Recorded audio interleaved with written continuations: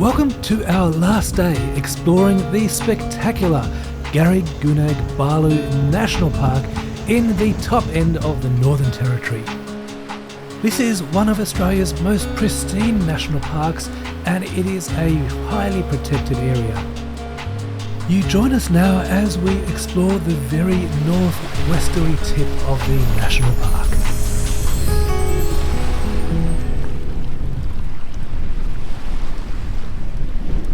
So we are at Smith Point. This is the very tip of the Coburg Peninsula, and the view is amazing. There's some crumbling cliffs that we're standing on right now, and there's some rocks down below. There's a bit of a beach, and it's sensational, as is the rest of the park. It's absolutely beautiful. Check this out.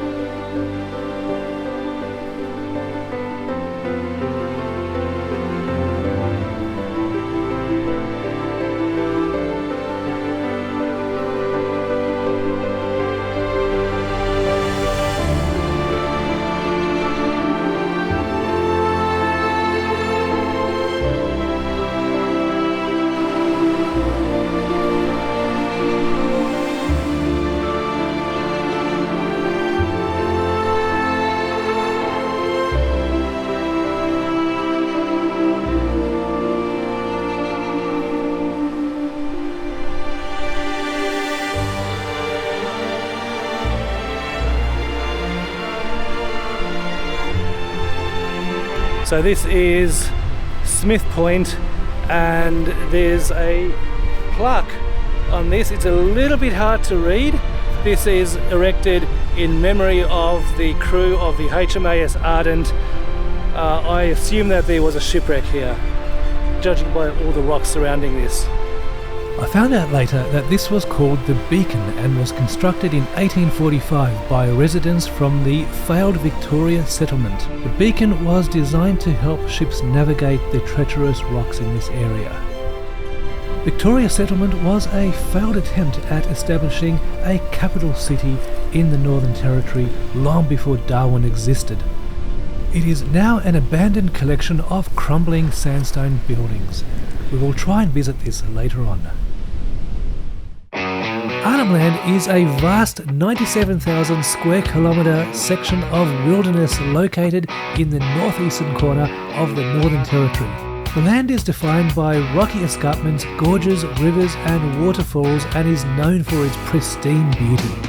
The traditional owners of this land are the Yolngu people, and this is the realisation of a long-held dream of mine to finally come and visit this amazing place.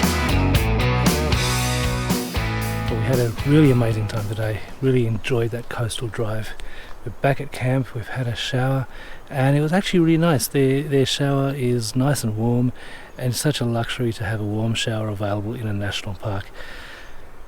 Got the camp set up again, got the starling going, and because of the mozzie situation, I'll show you what we are doing to counter that. So you can see behind the car we have this mesh room. Hi Susie. Hey Annie, how are you? Ah, living the dream.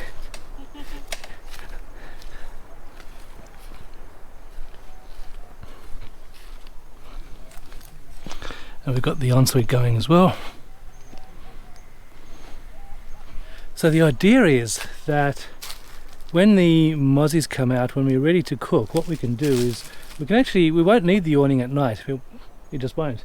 So we'll close the awning, we can unzip the mesh room and push it into the back of the car.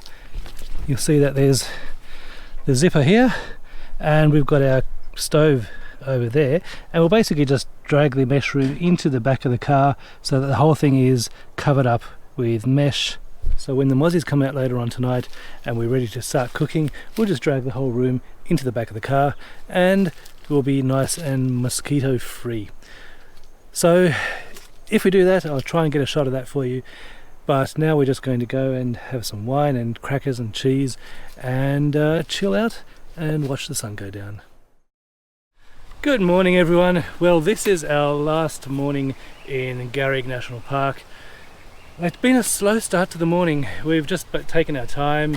We're both feeling rather sleepy after last night. The temperature actually dropped to quite cool and it was rather windy throughout the night. This morning we're just packing up camp, just finishing packing up. I'm about to put the 2 5-litre jerry cans of fuel in the car. And then we're going to head off and do a wetlands drive before heading back to Cahills Crossing and Jabiru.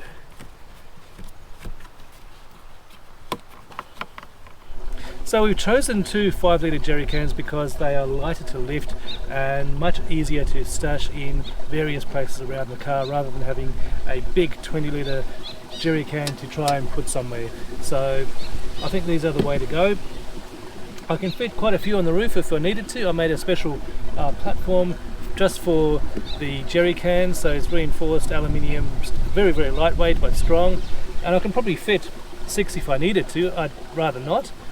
The other place I could put jerry cans is on the rear tray, so I could strap these down and temporarily, just until I used up enough fuel to then decant these into the fuel tank, and then I'm good to go.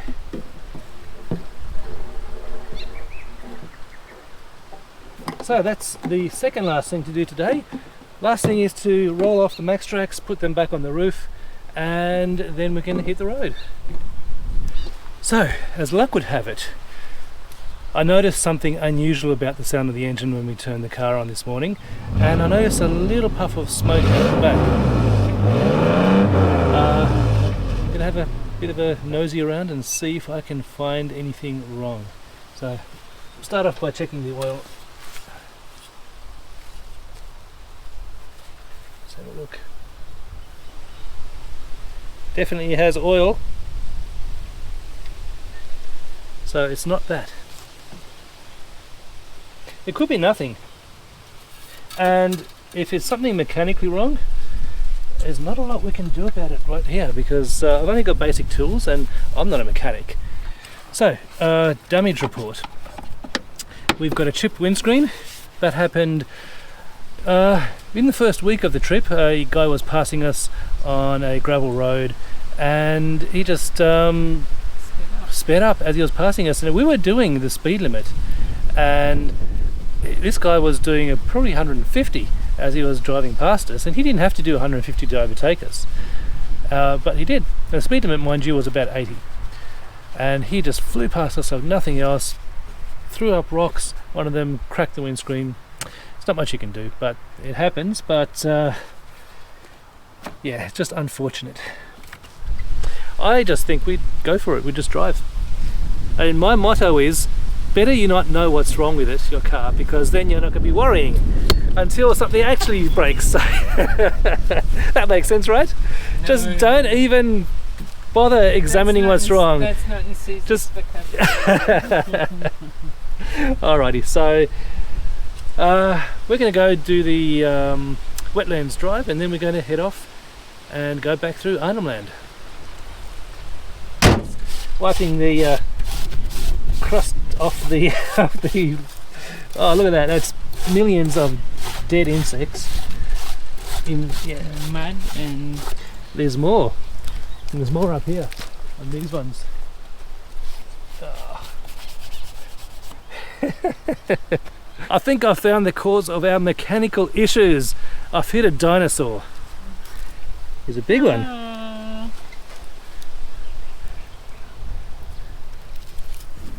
There we go.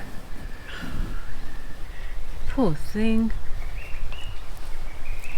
Not much we can do about it, but it's dinner. What, our dinner? Yummy. Can't wait. Dragonfly omelette. Here we go. This is the start of the wetlands drive. And one interesting thing that I've noticed straight away is these single tracks leading off in that direction. There's another one that goes in that direction, and another one that goes off here. And what these are is these are the paths the croc takes to the ocean and back to the swamp. The swamp is just in there. and mind you, we're camping right on the other side of the swamp. They always take the same tracks, hence the nice, well-worn grooves in the grass. So that there is a quick glimpse of a part of the swamp. Now mind you, this is probably about 2 kilometres from the ocean. You know, why battle over rough terrain when you've got a already well-worn track? They're creatures of habit. So this whole business about stay 15 metres away from the water's edge and you'll be safe, no. Crocs can wander a long distance, as we can clearly see here, and they do it frequently. So this is our first proper glimpse at the wetlands over here. Now I'm not going too close, I'm keeping a sharp eye out for crocs. You can see some reeds and long grasses and a couple of birds in the distance there. Well, the water level looks quite low at the moment. It is the dry season after all. Let's move on.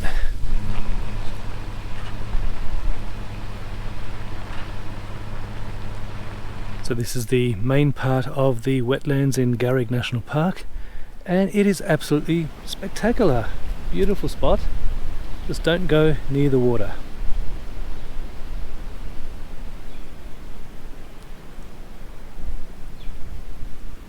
Susie, what do you think? I think it's beautiful. So Yeah. peaceful. It is, it's so peaceful. If you know what dangers to look out for, then you can have a nice time here. But if you don't know what to look out for, there's crocs galore, there's snakes, there's all sorts of nasty things. Yes.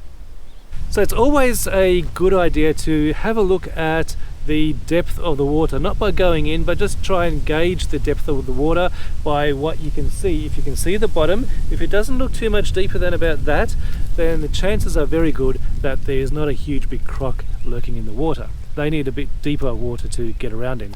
So if you do see a croc, it'll be a smaller croc and they're not really going to go for you. They're more likely to take something that they think they can get away with, drag it into the water and overpower, do the death roll and get away with it. So be wary of really deep water. So I'm not going to take any chances. It's a beautiful spot, but I think we're going to keep on going and see what's around the next corner.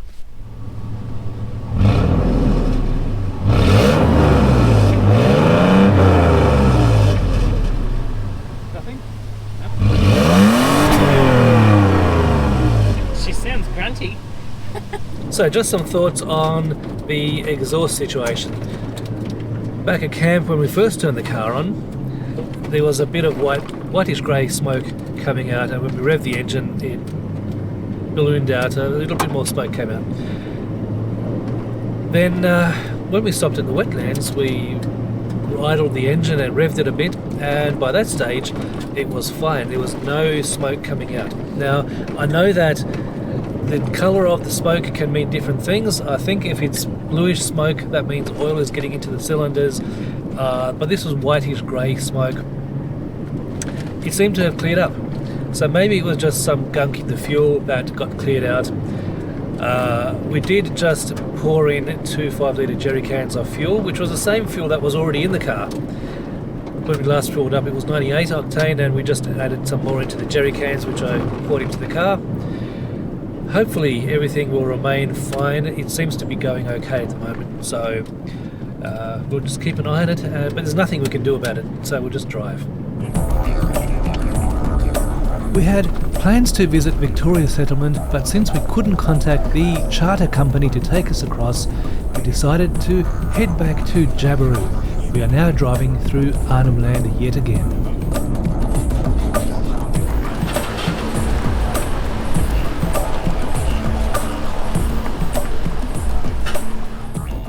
Well, we've just arrived in one of my favourite spots in Arnhem Land so far. We're calling this our lunch spot because this is the usual place we stop for lunch when we're travelling in Arnhem Land. This is the second time we've stopped here for lunch, but it is a beautiful little billabong.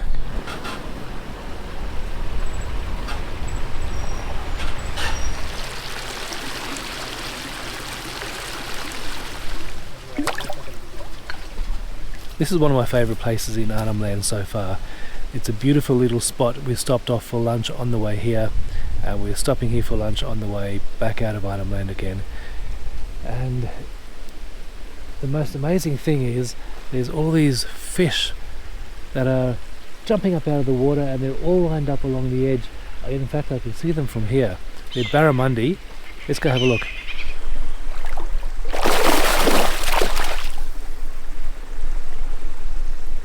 How amazing is that?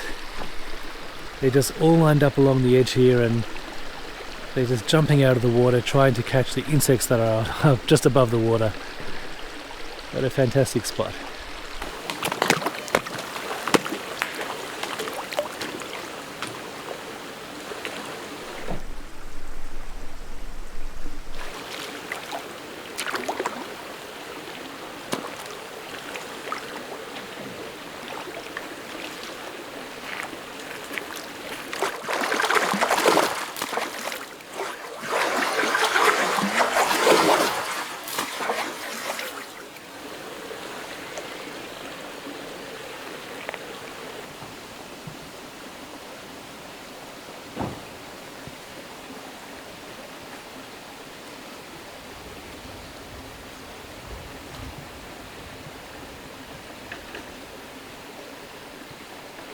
Well, we've just spotted something on the road. There's a buffalo. Or are they horses? Buffalo. They're bugger. buffalo. They're buffalo. Yes. They've gotten a bit skittish. We're going really slowly. They've gotten a bit skittish, and they've just run off the side of the road. Let's see if they still hang around when we get up to them.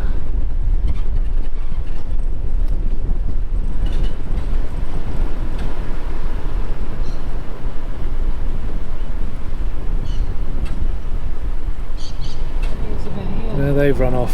They run off. I don't know if they were cows or buffalo, but I think they were buffalo. But we'll never know. They run off.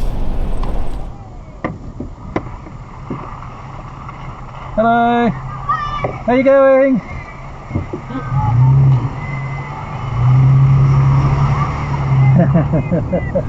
That was really cool. They're having a wonderful time swimming in the river. What an idyllic childhood. And this is where they live, so how cool is that? Just going for a swim every day in a river. It's 28 degrees. This is the coolest it's been for the last 2 weeks, and it's just wonderful. I wish I could live like that, going for a swim every day in the river, catching fish, having a fire, living outdoors. It sounds wonderful. So we've just reached the turnoff to Owenpelly, which is probably about 20 minutes away, and then half an hour after that is Cahills Crossing.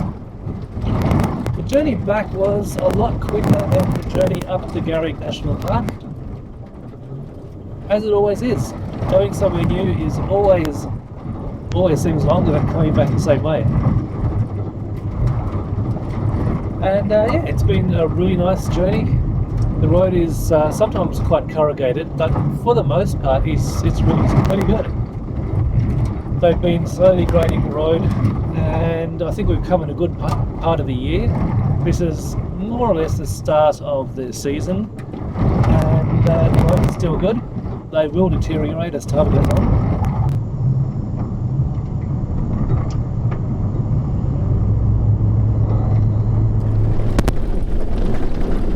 Oh, the corrugations. Something yonder this way comes. Is it a bird? Is it a plane? It's a army truck. You just pull over and let the dust pass. Hopefully we don't get another cracked windscreen.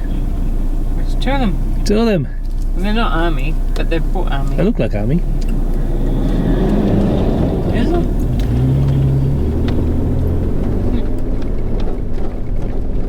Third one. Yeah, it's got to be army. Yes. Well, we just had 5 army trucks go past us, and so we decided to pull aside by the side of the road, stretch our legs. We've been on the road all day, and no sooner had I gotten out of the car then I've spotted a snake, and it's in the car right now. Look at the snake.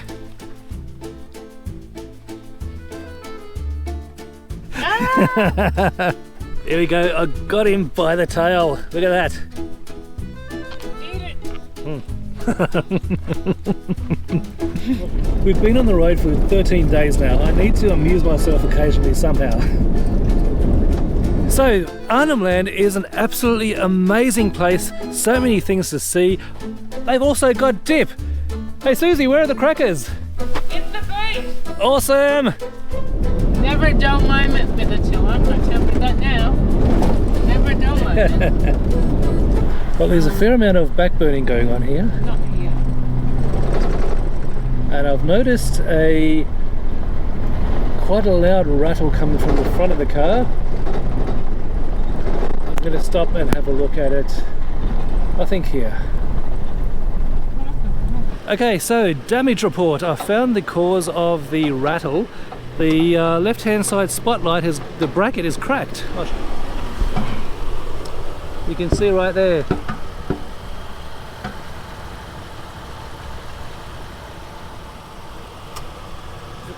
So that is something that I'm going to have to try and fix before we head back into Arnhem Land in a few days' time.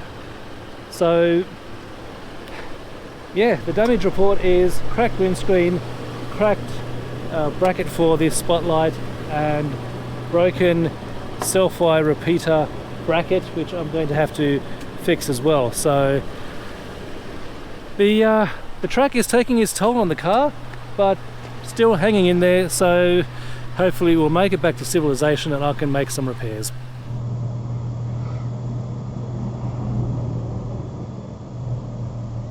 I found a piece of steel off that burnt out vehicle which will be perfect for my purposes.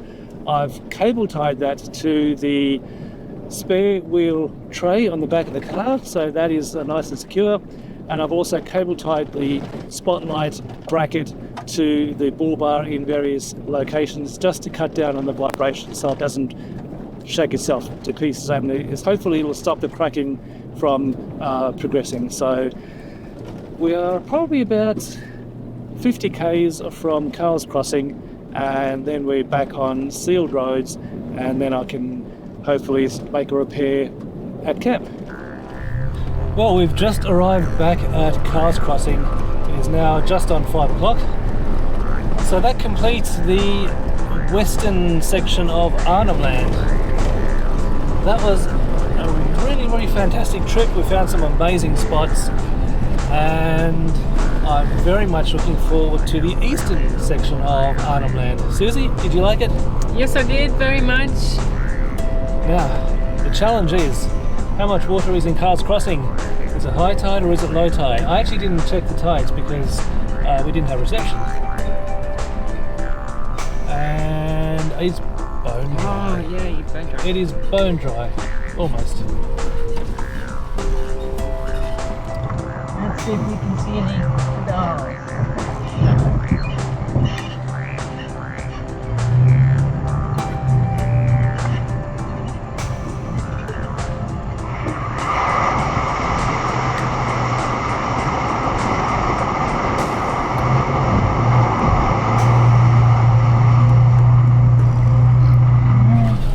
Looks like there are no snappy things in the water today. Yay, we can go swimming. Yay! Now, I'm going to have to inflate the tyres before we go on. There's a car park just around the corner, so we will do just that. Alright, just inflating tyres. So I have Indeflate here, and I'm inflating the two tyres at the same time. Connected to my air compressor is the ARB air compressor module, inflation module, which will basically inflate to a predetermined PSI. My on-road pressures are 41, so this is going to inflate to 41 PSI and then stop.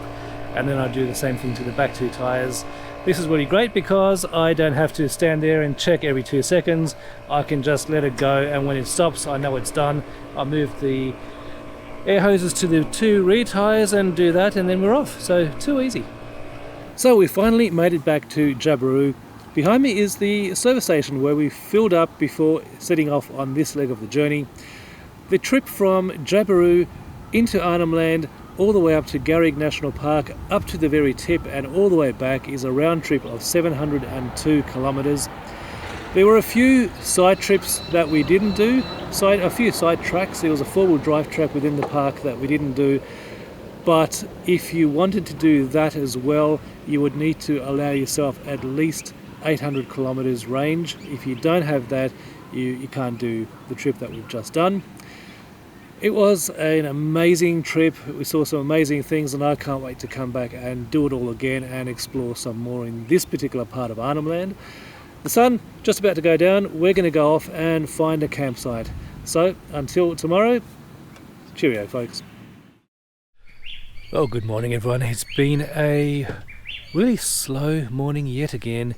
It actually started off quite cool today. It was about 9 or 10 degrees and it's slowly been warming up. The mosquitoes came out about an hour after we woke up and they've only just disappeared. The sun is getting higher in the sky. It's about 9 o'clock now. Just in the final stages of packing up. We've got the Starlink happening again. Starlink is one of the best things I've ever bought. It is fantastic. It just works. And even though it's pointing directly at a tree, the coverage is 100% and it just works. It's like as if the tree weren't even there. So that is really fantastic.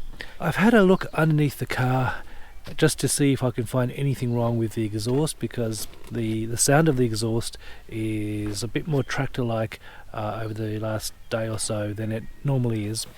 And yesterday morning I noticed a bit of white smoke out the back. We haven't turned the car on today yet, but I crawled underneath the car and had a good look at the entire length of the exhaust, and there's a couple of minor dents along the way in the both in the exhaust and also the muffler, but there's pretty small dents. I don't think that would cause the noise. There's certainly no holes, so that's a good thing. So I can't find, visually I can't see anything wrong with it at all.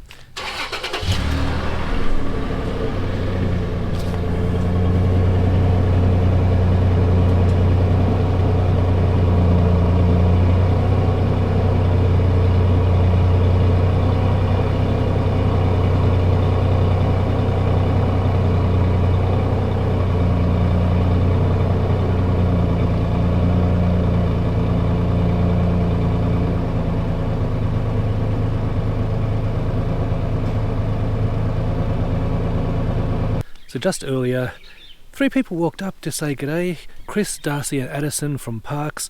They were really lovely people. They recognised the vehicle and myself and they just wanted to come up and say hello. So it was really nice. I had a fantastic chat with them. If you see me or the vehicle out on the tracks anywhere and you recognise me and you want to come up and say g'day, come over and say hello. I'm a nice guy. I'm happy to have a chat with you. So it'll be really lovely to meet more of my viewers. So yes, by all means come up and say g'day if you see me.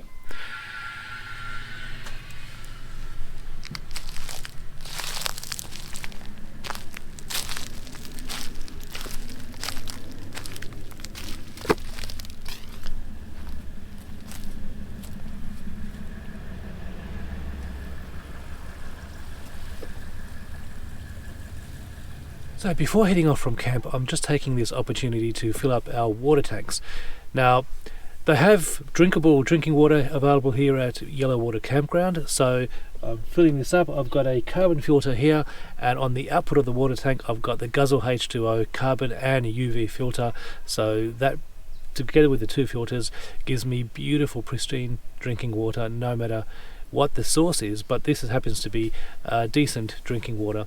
So you can see the water level is almost full to the brim, so just keep on going, and as soon as that gets to close to the top of the tank, that means I've got 40 litres and we'll be good for another week or so.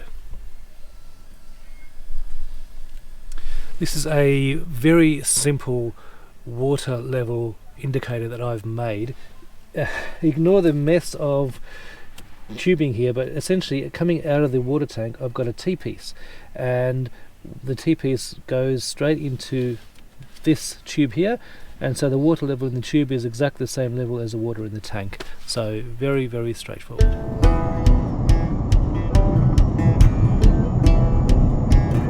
We've just left the Yellow Water campground and now we're heading towards Katherine, which is about a 3.5 hour drive away. It's a beautiful day. The temperature's risen to 19 degrees. It was actually quite cool this morning.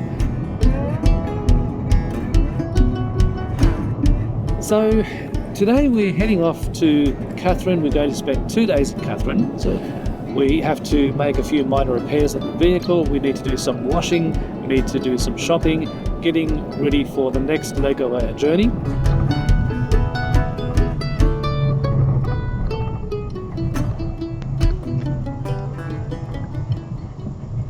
So we've just stopped off at a rest stop called Book Look. It is a beautiful mountainous area. There's a nice view off to the side. We've got some beautiful straw-coloured grass, palm trees, eucalypt trees, gum trees. It is really nice. We're in no rush. It's time for a cuppa, I think.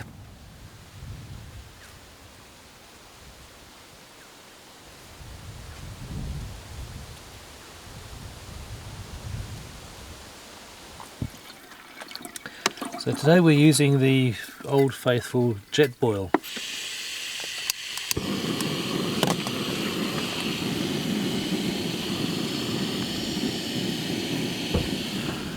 Well, today is day number 14 and that marks the halfway point of our trip.